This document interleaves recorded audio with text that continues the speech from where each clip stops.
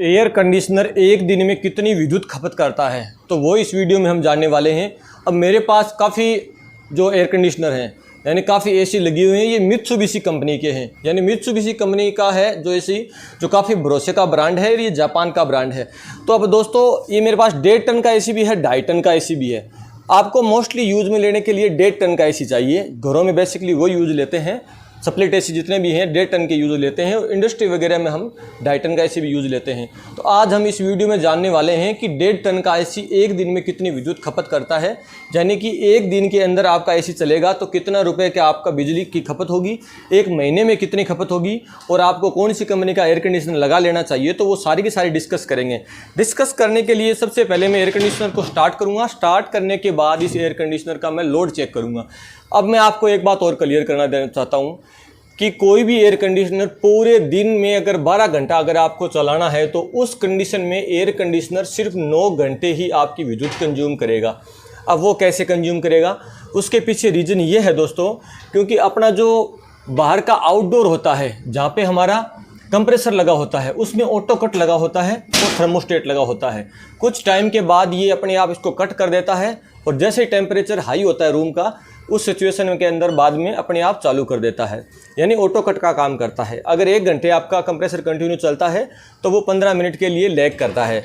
मान के चलो अगर 10 मिनट कंप्रेसर चलता है तो वो 4 से 5 मिनट बंद हो जाता है। यानी उस सिचुएशन के अंदर आपकी विद्युत कंज्यूम नहीं करता। तो चलो जानने की कोशिश करते हैं। इसको जानने के लिए हम इसके आउटडोर की तरफ जाएंगे और आउटडोर का लोड चेक करेंगे।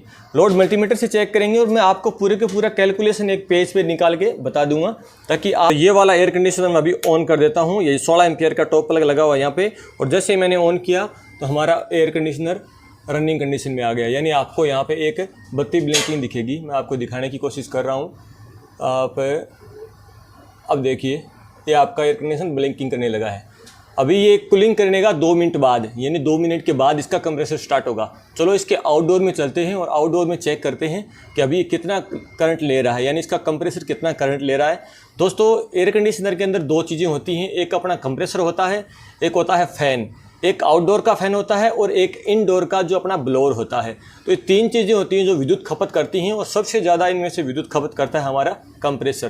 तो चलो चेक करते हैं कंप्रेसर को।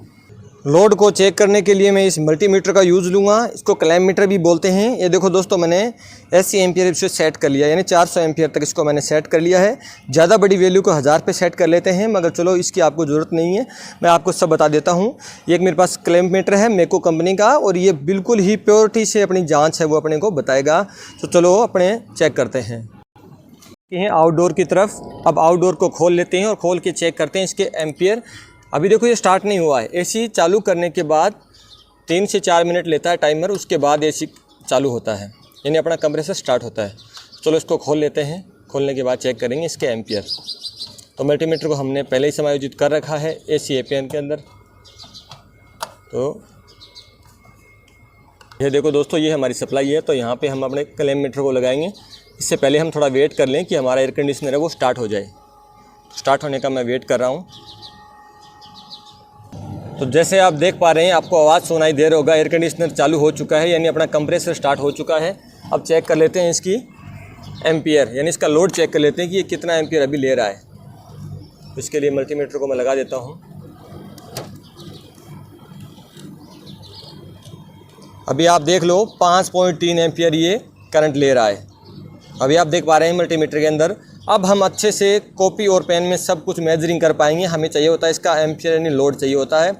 मेन जो लोड अपना कंप्रेसर लेता है, और ये जो फिलहाल लोड आ रहा है, ये जो मेन फ़ैन है जो इसके अंदर लगा होता है, आउटडोर का फ़ैन प्लस कंप्रेसर दोनों का लोड है।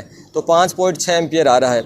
और अंदर का जो ब्लोअर होता है उसका लोड आप मान के चलो 0.34 एम्पियर के आसपास ही रहता है। तो मैं इसको कुल मिला के 6 एम्पियर मान के चलूँगा पूरा एसी का लोड। तो अब अपना आसानी से निकाल पाएंगे। और दोस्तों मैं आपको एसी रिकमेंड करूँगा मित्सुबिशी कंपनी का। ये मित्सुबिशी के ब्रांड लगे हुए सब, ये देखो ध्यान से। और मैं इसका कोई स्पॉन्सर नहीं हूँ, मगर ये भरोसा का ब्रांड है, और इसका मैं लिंक आपको डिस्क्रिप्शन दे दूँगा। आप अगर ऑनलाइन भी इसे मंगवाओगे ना तो आपको सारी फैसिलिटी मिलेंगी, प्लस आपको सारी सर्विसेज मिलेंगी। कोई दिक्कत वाली बात नहीं है, और मैं आपको रिकमेंड कर दूँगा, क्योंकि दोस्तों ये काफ़ी भरोसे का ब्रांड है। जापान की ये कंपनी है, और मैंने इसके काफ़ी जो एसी है वो लगाए। ये देखो दूसरा वाला और बाकी सारी एसी मित्सुबिशी के इसलिए लगाए हैं क्योंकि ये लंबे टाइम तक टिके रहते हैं और जहाँ पे हेवी लोड होता है वहाँ ये एसी काफ़ी भरोसे के ब्रांड है। तो इसका लिंक मेरा डिस्क्रिप्शन में, आप एक बार ज़रूर विजिट करके देख लीजिए। तो चलो अब मेजरिंग करते हैं इसका पूरा का पूरा लोड।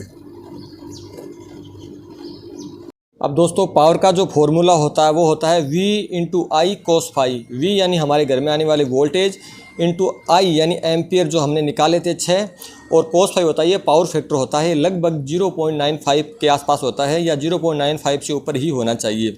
तो P पावर बराबर 230 वोल्टेज इंटू 6 एम्पियर जो लोड ले रही है हमारी एसी, और 0.95 हमारा जो पावर फैक्टर है। तो कुल मिला के निकल के आता है 1311 वाट पर घंटे। अब पर घंटे को हम क्या करेंगे, वाट निकल के आया तो इसको निकालेंगे KWH में, किलो वाट प्रति हावर।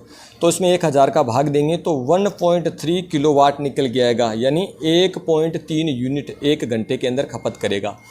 एक दिन में कितनी खपत करेगा, तो जैसा मैंने आपको बताया था कि एसी अगर आप 12 घंटे चलाते हो तो उस दौरान 10 घंटे ऑन लोड में रहता है, यानी 10 घंटे ये आपकी फुल विद्युत की खपत करता है। बाकी टाइम में ये प्रोफेशनल मोड में रहता है, यानी उस कंडीशन में आपकी कूलिंग ऐसे ही बरकरार रहती है। तो 10 घंटे चलेगा और 1.3 एम्पियर जो यूनिट है वो पर घंटे की है। तो अपने 13 यूनिट आएंगी 10 घंटे की, 13 यूनिट आएंगी अपने एक दिन की, ठीक है। तो एक यूनिट का जो रुपए है वो 9 रुपये है। तो 13 यूनिट का कितना हो गया, 9 इंटू 13 मल्टीप्लाई करेंगे तो 117 रुपये एक दिन की आपकी खपत आने वाली है। एयर कंडीशनर अगर आपको अपने घर पे लगाना है, आपको पूरे दिन चलाना है, तो लगभग 117, 120 या इसके आसपास रहने वाला है। 10-20 रुपये ऊपर नीचे हो जाते हैं। ये डिपेंड करता है कि आपके कमरे में कितने लोग हैं, कितना लोड है उसमें और कितनी हीट है।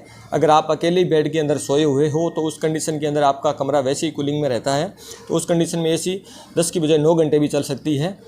उसके बाद दोस्तों 13 यूनिट हमने निकाल लिए। इसके बाद एक महीने की खपत निकालेंगे तो 30 इंटू 117, 30 यानी दिन, 30 दिन होते हैं महीने में, 117 यानी एक दिन का 117 रुपये खर्च आता है। तो कुल मिला के 3510 रुपये, यानी 3500 से 4000 रुपये आपके एक महीने का एसी का बिल आता है।